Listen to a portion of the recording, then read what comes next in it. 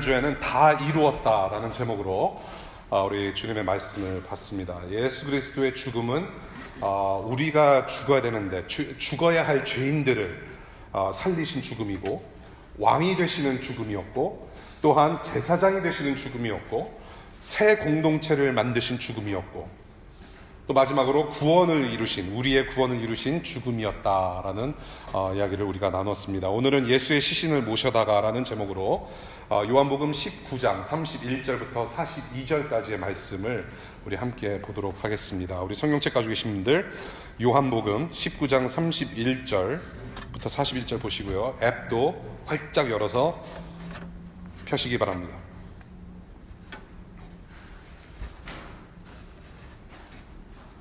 요한복음 19장 31절부터 제가 읽겠습니다. 유대 사람들은 그날이 유월절 준비일이므로 안식일에 시체들을 십자가에 그냥 두지 않으려고 그 시체의 다리를 꺾어서 치워달라고 빌라도에게 요청하였다. 그 안식일은 큰 날이었기 때문이다. 그래서 병사들이 가서 먼저 예수와 함께 십자가에 달린 한 사람의 다리와 또 다른 한 사람의 다리를 꺾고 나서 예수께 와서는 그가 이미 죽으신 것을 보고서 다리를 꺾지 않았다. 그러나 병사들 가운데 하나가 창으로 그 옆구리를 찌르니 곧 피와 물이 흘러나왔다. 이것은 목격자가 증언한 것이다. 그래서 그의 증언은 참되다. 그는 자기의 말이 진실하다는 것을 알고 있다. 그는 여러분들도 믿게 하려고 증언한 것이다. 일이 이렇게 된 것은 그의 뼈가 하나도 부러지지 않을 것이다 한 성경 말씀이 이루어지게 하려는 것이었다. 또 성경에 그들은 자기들이 찌른 사람을 쳐다볼 것이다 한 말씀도 있다. 그 뒤에 아리마대 사람 요셉이 예수의 시신을 거두게 하여 달라고 빌라도에게 요청하였다. 그는 예수의 제자인데 유대 사람이 무서워서 그것을 숨기고 있었다. 빌라도가 허락하니 그는 가서 예수의 시신을 내렸다. 또 전에 예수를 밤중에 찾아갔던 니고데모도 모략에 침향을 섞은 것을 100근쯤 가지고 왔다. 그들은 예수의 시신을 모셔다가 유대 사람의 장례 풍속대로 향료와 함께 삼배로 감았다. 예수가 십자가에 달리신 곳에 동산이 있었는데 그 동산에는 아직 사람을 장사한 일이 없는 새 무덤이 하나 있었다. 그날은 유대 사람이 안식일을 준비하는 날이고 또 무덤이 가까이 있었기 때문에 그들은 예수를 거기에 모셨다. 주님의 말씀입니다. 기도할게요. 하나님 아버지, 이 하나님의 이름을, 예수 그리스도의 이름을 이렇게 작은 입술로 작은 마음으로 부를 수 있는 큰 은혜 주셔서 감사를 드립니다. 이 하나님께서 우리에게 허락하신 기록된 말씀을 읽는 것조차도 은혜고 들을 수 있는 것조차도 은혜이며, 그래서 주님, 그 주님의 위대하심, 광대하심 말로 형언할 길이 없습니다. 하나님, 부탁하건대 우리 주님, 여기 앉아있는 모든 영혼들의 문을 활짝 열어주시고 믿음의 통로를 활짝 열어주시고 이 시간 살아계셔서 역사하시며 우리 가운데 일하시는 우리 주님 만나고 돌아가는 시간 될 수 있도록 우리 주님 은혜 주시기를 간절히 부탁드립니다. 오늘 피었다 지는 들풀도 입히시며 사랑하시는 우리 주님, 우리 예수 그리스도의 죽음으로 말미암아 우리를 얼마나 사랑하는지 사랑하시는지 올바로 깨닫는 시간 될 수 있도록 주님 우리를 붙들어 주옵소서. 예수님 이름으로 기도합니다. 아멘. 여러분들, 죽음 하면 가장 먼저 떠오르는 단어 혹은 생각이 무엇입니까? 죽음. 두렵기도 하고 떨립니다. 또 여러분들 중에 사랑했던 분, 사랑했던 사람, 먼저 이 세상을 떠난 사람을 떠올릴 수도 있을 것 같아요. 저는 죽음하면 어떤 담대함보다는 두려운 것이 사실 솔직히 두려운 것이 있습니다. 또한 저의 먼저 가신 아버지도 생각이 나고요. 죽음. 그런데 저와 여러분들은 그 죽음이라는 우리 앞에 놓여진 운명을 잊고 삽니다. 여러분들 플래너를 보시면, 여러분들 달력을 보시면 앞으로의 계획을 쭉 써 놓으신 걸로 저는 알고 있습니다. 그렇죠? 앱이든지 캘린더든지 손글씨든지 이날에는 무엇을 해야 하고, 이날에는 시험이 있고, 이날까지는 꼭 무엇을 했으면 좋겠고, 이날에는 어디서 베케이션을 갔으면 좋겠고, 여러분들은 마치 내일까지 생명이 붙어있을 것처럼 살고 우리가 그렇게 살아가고 있다는 것이죠.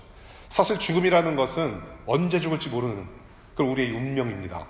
그것이 우리의 태도인 것 같아요. 기독교의 특징 여러 가지가 많습니다. 기독교의 특징 그 중에 하나 큰 특징은 예수 그리스도의 죽음을 강조한다는 것이에요. 예수 그리스도의 죽음. 우리는 육체의 죽음을 한 번 경험합니다. 우리는 분명히 한 번씩 죽어요. 그렇지만 예수 그리스도라는 분의 죽음 때문에 이 죽음이 이제는 우리의 인생의 종착역이 아니라 영원히 살 수 있다는 것을 믿고 사는 것이 그것이 바로 기독교라는 거예요. 오늘 본문은 예수 그리스도의 인간적인 죽음, 예수께서 정말로 죽었다 라는 이야기를 우리가 보겠고요.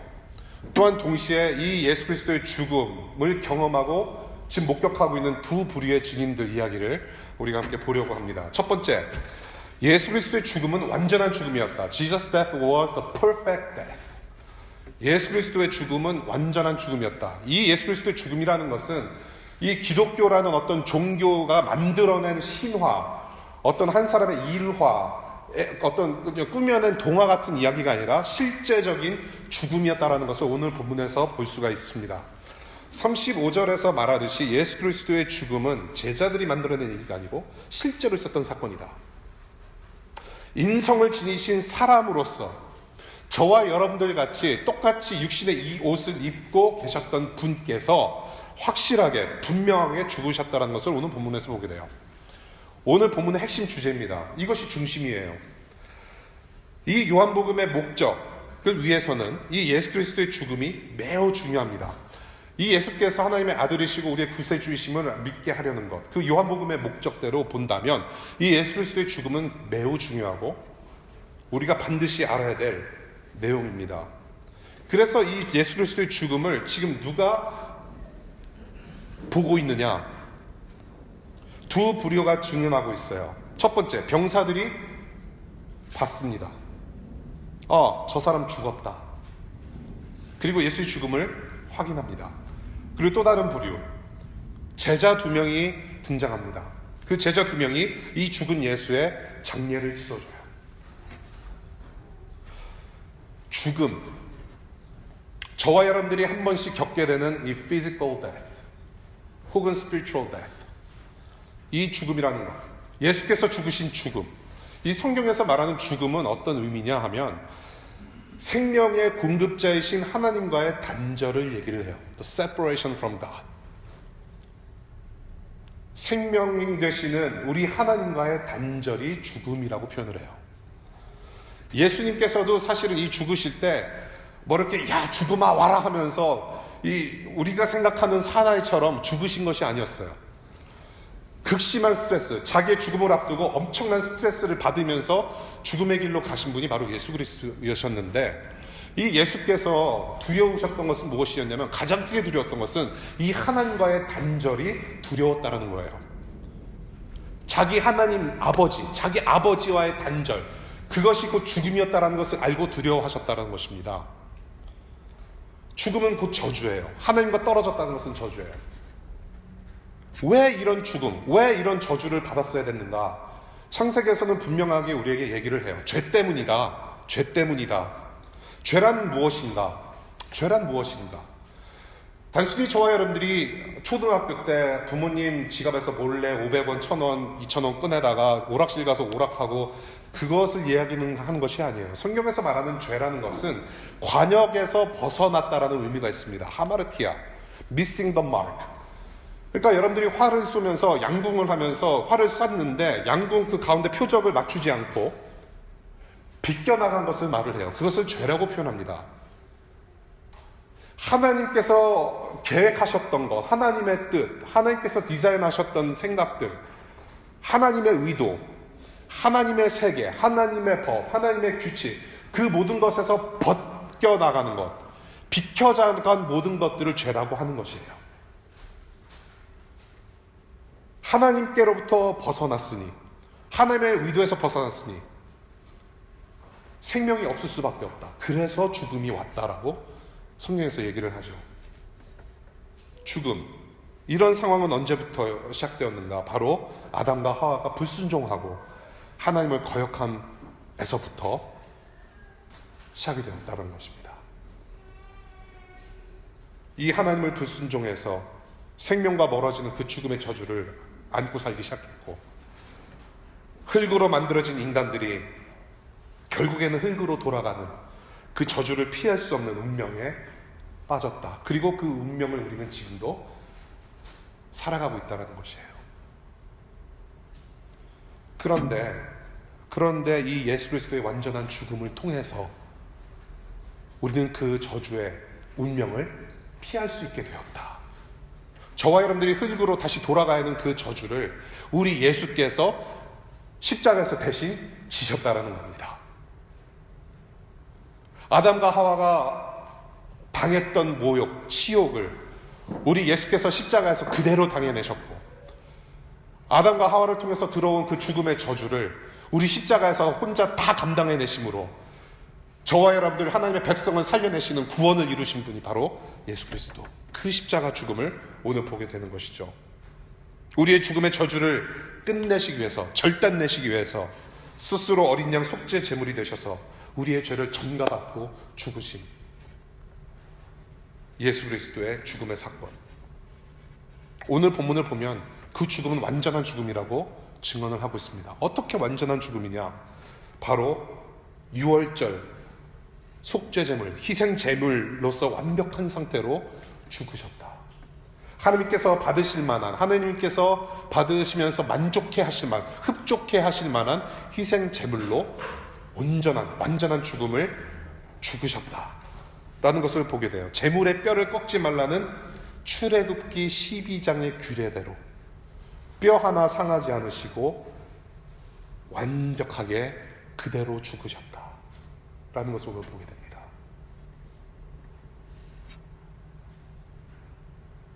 하나님께서 받으실 만한 제물로서 완전한 죽음을 죽으셨다. 그 죽음을 어떻게 확인하였는가? 병사들이 시신을 찔러서 물과 피가 나오는 것을 목격했고, 또한 그 시신을 제자 2명이 수습해서 장례를 지었다. 그렇게 증거하고 있습니다. 이 죽음은 그래서 결국에는 누구를 위한 것인가? 바로 저와 여러분들 위해서 죽으신 죽음이었다. 오늘 본문의 핵심 주제는 예수 그리스도의 완전한 죽음입니다. 완전한 죽음.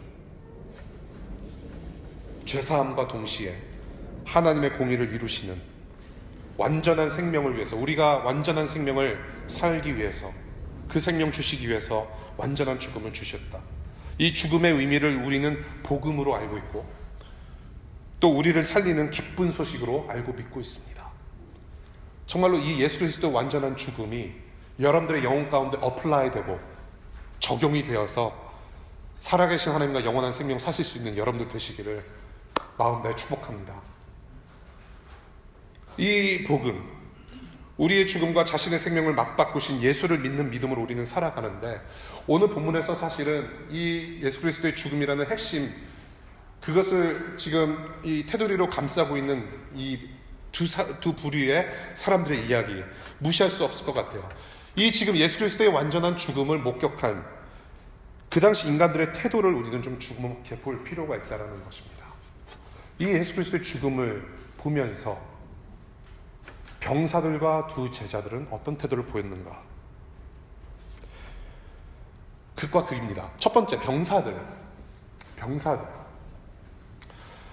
이 병사들 이야기, 병사들이 지금 창으로 예수 그리스도, 죽으신 예수 그리스도의 옆구리를 창으로 찌르는 그런 배경, 우리가 그 이야기를 보면서 약간의 배경 설명이 필요합니다. 31절부터 보는데요.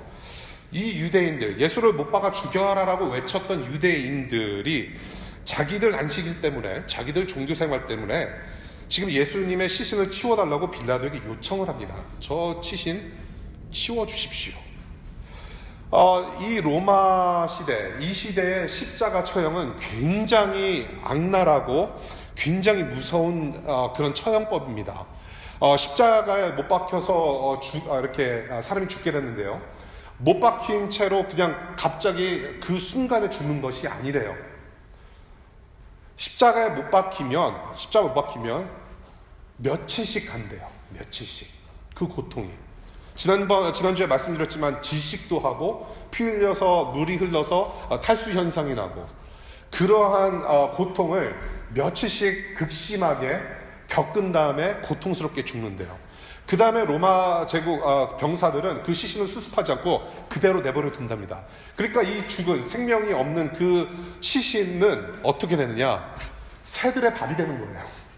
독수리의 밥이 되고. 그렇게 처참하게 죽는 것이 바로 십자가 처형입니다. 무서워요. 그래서 다리를 부러뜨리는 것을 한다고 해요. 다리를 부러뜨린다. 그래서 다리를 부러뜨리면 이 몸의 이 무게가 밑으로 쏠리기 때문에 더 빨리 질식해서 죽을 수 있대요. 그것을 배려하는 차원에서 십자가 처형당한 사람을 배려하기 위해서 조금 더 일찍 죽어라. 그래서 망치로 다리를 부러뜨려서 빨리 죽게 하는 그런 관습이 있다라고 해요. 일종의 배려 차원입니다. 그런데 지금 이 병사들이 볼 때는 예수께서 너무 일찍 죽으신 것을 발견을 해요.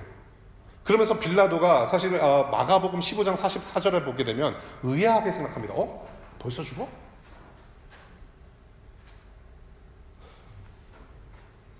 (36절) 절대로 뼈가 상하지 않는다는 죽음을 예언한 시 34편 20절의 시편 말씀이 그대로 이루어진 것을 오늘 본문에서 보게 돼요. 두 강도의 다리는 부러뜨립니다. 예수님이 죽으신 것을 확인하고 부러뜨리질 않아요. 이미 돌아가셨어요. 그 대신에 이 병사들이 한 일이 있습니다. 우리 사람의 본능이라는 게 그런 것 같아요. 해야 할 일을 잘 해야 되는데 시키지 않는 것을 참 잘하는 본성이 있습니다. 이 병사들의 지금 하는 짓거리를 보십시오. 시신 옆구리를 창으로 찌릅니다. 시신 옆구리를 창으로 찔러요. 갈비뼈. 이것을 깊숙이 관통한다라는 말을 사용하고 있습니다. 시신 옆구리를 창으로 깊이 찌릅니다. 이것은 확인 사살도 아니에요, 사실은. 확인 사살 아닙니다. 숨이 어느 정도 멈춰있네 하고서 그냥 찔러서 죽인 것이 아니라 이미 죽어있는 시신을 훼손하는 거죠. 하지 않아도 되는 짓을 하는 죄인의 본성. 죽은 자까지도 욕되게 하는 잔인함을 보게 되는 거예요, 사실은. 나쁜 놈들입니다. 그렇죠? 죄악으로 가득 찬 인간들의 본성 그대로를 실천하고 있는 죄인들의 모습이에요. 여러분들, 우리가 드라마를 보거나 우리가 여러 가지 보면은 알잖아요. 누가 시신을 그렇게 훼손합니까? 정말 나쁜 사람들만 하는 거잖아요. 그렇죠? 그런데요, 여러분, 저와 여러분들은 무덤에 공동묘지 가서 일부러 가서 시신 훼손하고 그런 사람들은 아니지만 우리는 그런 말 자주 사용하잖아요. 2번 죽인다. 2번 죽인다. 이미 사회적으로 약자가 된 사람을 또 한 번 죽이는 일에 우리는 여전히 동참하고 있지는 않은가, 그런 생각이 들어요.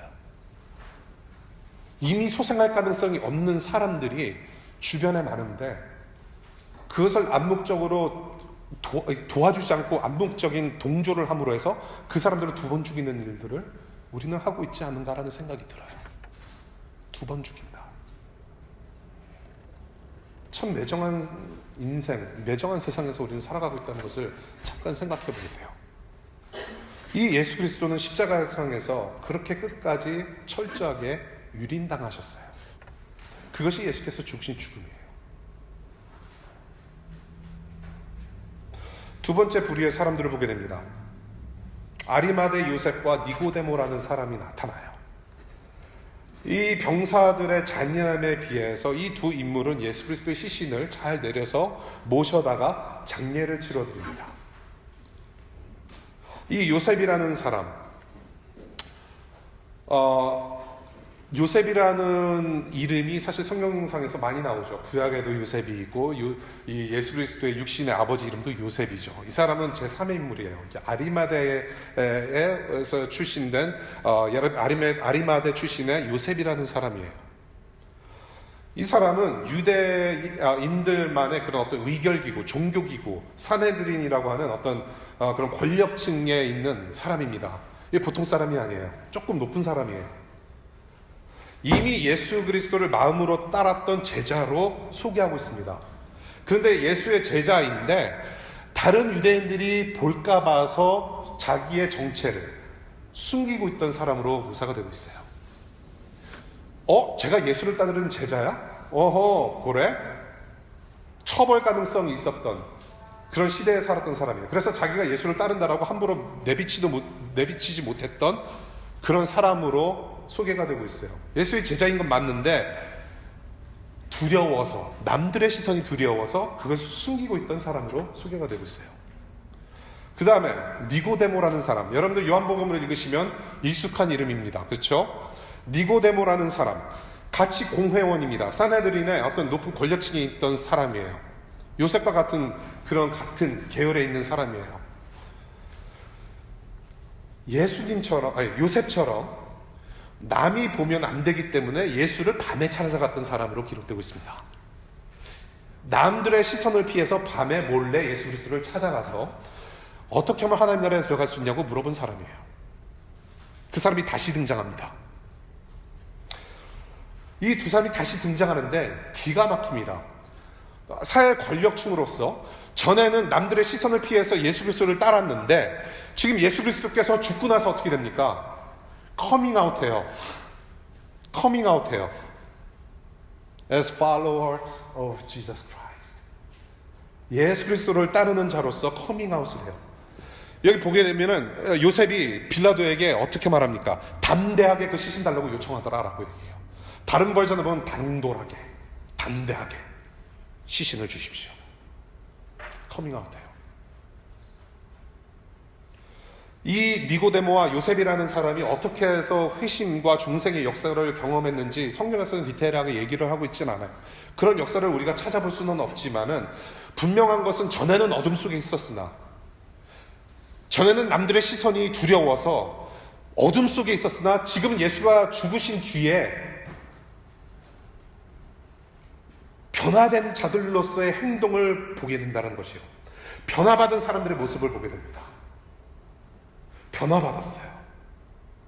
믿음으로 행해지는 행동들을 보게 된다는 것이에요. 그런데 지금 이 예수는 죽어 있어요. 알아주질 않아요. 예수 그리스도께서 이미 죽어 계신 분이에요. 그런데 이 지금 두 사람은 장례를 치르려고 왔어요. 커밍아웃했어요. 이 죽은 사람 때문에 커밍아웃했어요. Really?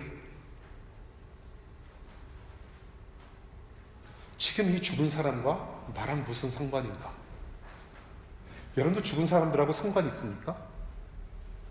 여러분도 돌아가신 할아버지 할머니들, 증조 할아버지 증조 할머니들과 상관이 있으세요?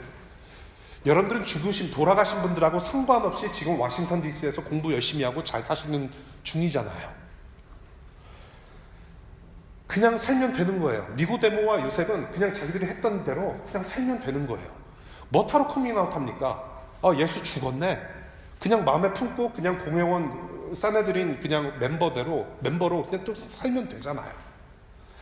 그런데 이 사람들은 이 죽은 예수가 그래도 나와 상관 있다라는 행동을 하는 거죠. 이 죽은 사람하고는 나랑 아직도 상관이 있다. 이게 지금 무슨 유익이 있다고 이런 짓을 하는 얘기예요. 이 두 사람이. 유익 없어요. 이 죽으신 예수를 장사를 지내는 두 사람의 모습. 어떻게 이 두 사람이 죽은 사람을 모십니까? 이 시신을 향료와 순배로 잘 감싸서 무덤에 모십니다. 니고데모, 이 정황상 말씀을 보니까 모략하고 침향을 준비했어요. 얼마만큼? 약 75파운드나 되는 약 75파운드나 되는 그런 물품을 사가지고 와서 예수의 장례를 치러드려요. 이 75파운드가 여러분들 얼마나 무거운지 혹시 아시나요? 아니면은 얼마나 가벼운지 아시나요? 이 75파운드 곱하기 multiply by 한 3 정도 되면은 제 몸무게가 나와요. 예, 제가 그 정도 나가요. 약 approximately. 예, 약. 제 몸의 3분의 1이 그 정도예요. 75파운드. 약 75파운드. 제가 운동하러 가면은 바이셉, 이두박근 운동을 위해서 바벨 이 역기를 35파운드짜리를 들어요. 오, 저는 그런 사람이에요. 35파운드, 70파운드 들어요. 쉽지 않아요, 사실은. 예. 가끔가다 40파운드 들어요. 근데 우리 경민 씨 팔뚝 보시면 아시겠지만 저분은 필시 40파운드 들 사람이에요. 사실 쉽지는 않아요. 쉽지 않아요. 그만큼 무거운 것을 예수님의 시신에 발라드리려고, 뿌려드리려고 가지고 왔어요. 그러면 그만큼의 재정이 들어갔다는 얘기예요. 지금 죽은 사람한테 재정 투자하는 사람의 모습을 보고 있는 거예요. 두 번째, 이 정황상 지금 니고데모는 그렇게 바르는 것을 가지고 왔고요. 이 아리마대 요셉이라는 사람은 3배를 준비를 해요. 그렇게 정황상 그렇게 볼 수 있어요. 몸을 감싸는 거죠. 몸을 감싸요. 더군다나 다른 복음서에 보면은 이 요셉이라는 사람이 3배만 가지고 와서 이렇게 예수님의 시신을 그렇게 싸는 게 아니라 자신의 무덤을 내어드려요. 그러니까 이 사람은 미리 돈도 많이 있으니까 자기가 들어갈 무덤을 미리 묘를 사다 놓은 거예요. 요즘 그런 거 많이 하잖아요. 그렇죠? 예. 사후 대책의 일환으로서 무덤을 미리 사놔요. 어느 공동묘지 어디 몇 호 거기는 내 거다. 그렇죠? 요셉은 그랬던 사람이에요. 자기의 무덤을 예수 그리스도를 모시려고 내놔요. 투자입니다. 예수 그리스도, 내가 따랐던 예수 그리스도, 마음으로 따랐던 예수 그리스도, 그 시신이 빨리 부패되고 악취나지 않기 위해서 최대한으로 노력했다라는 거죠. 그러한 제자들의 신실함을 보게 돼요. integrity. 사전에는 integrity라는 말이 한국말로 제대로 번역할 수가 없는 걸로 알고 있습니다. 한국말 중에 정의라는 단어하고 integrity라는 단어는 이 영어로 한국말로 서로 이렇게 딱 알맞는 단어가 없는 것 같아요. 정을 영어로 어떻게 표현합니까? 정. 영어로는 잘 이게 안 와닿아요. 문화적인 차이죠.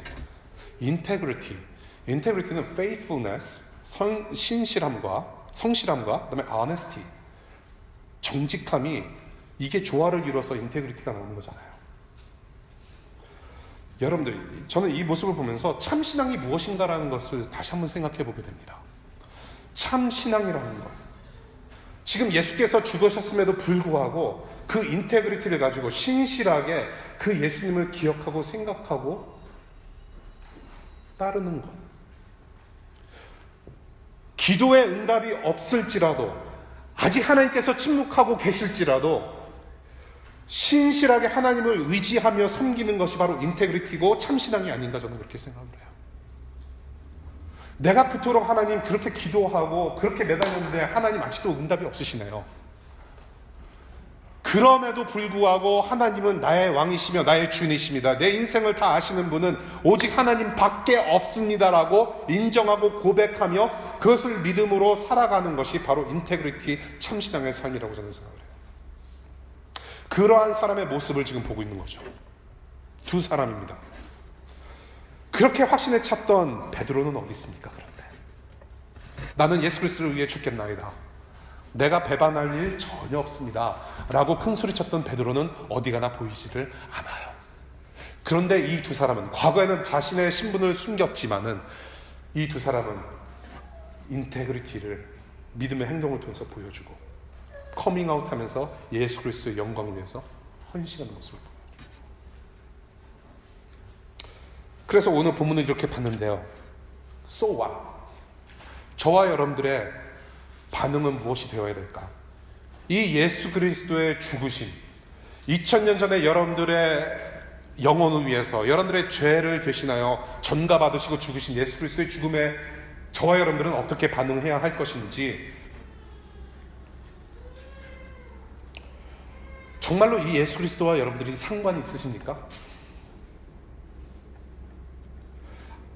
이 예수 그리스도라는 분이, 사람이 2000년 전에 죽었는데 기독교에서 이 사람을 기리는 의식을 매 일요일마다 하더라. 지금 기독교인들이, 크리스찬들이 믿고 따르는 이 예수라는 사람이 저와 여러분에게 어떤 상관이 있습니까? 정말로 상관이 있습니까, 여러분? 정말로 그래요? 아까 우리가 찬양이 끝나면서 구직하시는 분들을 위해서 우리가 기도를 했죠. 좀 피말리는 상황이죠. 졸업은 앞두고, 졸업은 이제 5월달 이제 한 달 반 있으면 졸업을 하는데 아직도 인턴십 연락을 했고 레즈메 보내는 데서 연락이 안 와요. 피말리는 거잖아요. 그런데 예수는 내가 믿고 있단 말이죠. 그런데 이게 어떻게 커넥션이 이루어지느냐는 얘기예요. So what? 무슨 상관이 있어요, 그게? 여러분들의 일상에서 이 예수와 무슨 상관이 있느냐는 얘기예요. 우리 눈에 보이지 않는 예수 그리스도. 지금 이 두 제자는 예수의 시신을 모셔다가 신실하게 제자들로서의 삶을 살아가고 있어요. 신실하게 그 예수를 섬겼던 제자들처럼 정말로 예수 그리스도의 죽음을 우리 안에 받아들이면서 그렇게 살아가는 믿음으로 살아가고 있는가? 내 죄를 대신해서 죽으신 예수 그리스도. 그래서 내가 죄를 싫어하고 정말로 전적으로 영원한 생명을 주신, 그 선물 주신 하나님의 영광을 위해서 내 삶을 전적으로 바쳐드리는가? 그만큼 내 삶을 진지하게 바라보는가? 무슨 상관이 있는가? 내가 손해보더라도, 내가 사회적인 죽음을 당할지라도, 내가 예수님 따른다고 다른 사람들이 핍박하고 손가락질 할지라도, 내가 정말로 손해볼지라도 예수님을 정말로 존귀하고 소중하게 여기는가? 여러분들, 왜 크리스찬들은 자기가 크리스찬임을 왜 해피아워에서만 보여주려고 노력합니까? 왜 크리스찬이라는 신분을 갖다가 나는 해피아워에서 술자리에서 술 안 마셔요, 그걸로 꼭 표현해야 됩니까? 아니잖아요. 예수님을 믿는다는 것은 술, 담배로 디터민하는 것이 아니잖아요. 평소에 일상에서 그렇게 사는 거 아닙니까? 그런데 거기 그렇게 살 때 손해도 있어요. 그 손해도 있어요. 다 받아주질 않아요. 그럼에도 불구하고 우리는 예수를 얼마나 존귀하고 소중하게 여깁니다. 기독교인들이 자기가 믿고 따르는 예수 그리스도, 그 십자가에서 죽으신 예수 그리스도를 소중하게 여기지 않으니 교회 밖 사람들이 더 걱정을 해요. 개독교라고.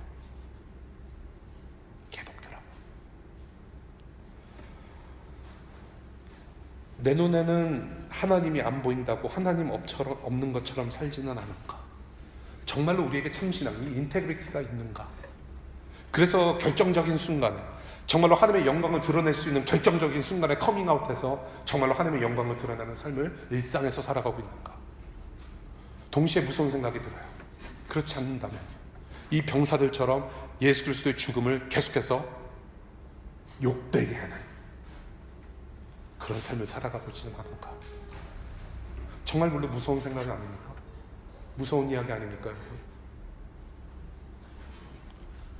우리는 예수 그리스도의 죽음 앞에 정말로 여러분들 그 믿음의 통로가 활짝 열어져서 예수께서 죽으신 값어치대로 살아가는 여러분들 되시기를 간절히 축복합니다. 그것은 사랑이라고 표현해요. 성경에서 사랑을 주셨어요. 오늘 본문을 보니까 창을 쿡 찔러가지고 물과 피가 터져 나왔습니다. 예수 그리스도의 몸에서 터져 나왔어요. 의학 박사들이 여러 가지로 익자민을 하면서 여러 가지 정황을 꺼내놔요. 불가능하다, 그런 있을 수 있는 일이 아니다라고 얘기를 하고, 어떤 사람들은 있을 수 있다. 왜냐하면은 몸이 아래로 처져서 압박을 계속 받기 때문에 심장 쪽에 이 뭉쳐있던 것이 터져 나왔을 것이다라는 이야기를 해요. 물과 피가 터져 나왔다는 증언을 합니다. 그건 확실한 일이라고 성경에서 증언을 해요. 물과 피. 주로 우리가 물을 이야기를 할 때 생명수 되시는 예수님의 생명을 가리킵니다. 여기서 터져 나오는 피는 보혈, 죄사함의 보혈을 상징합니다. 물과 피를 쏟아내셨어요. 사랑을 쏟아내셨습니다. 물과 피가 저와 여러분들의 영혼에 적용이 돼서 우리는 지금 구원을 누리게 되었다는 얘기예요.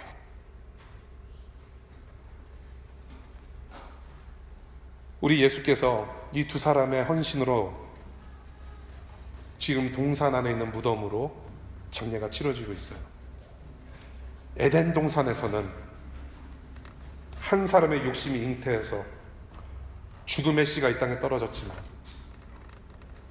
이 갈보리 골고다 옆 동산에는 이 한 사람의 완전한 죽음으로 생명의 씨앗이 이 땅에 떨어졌어요.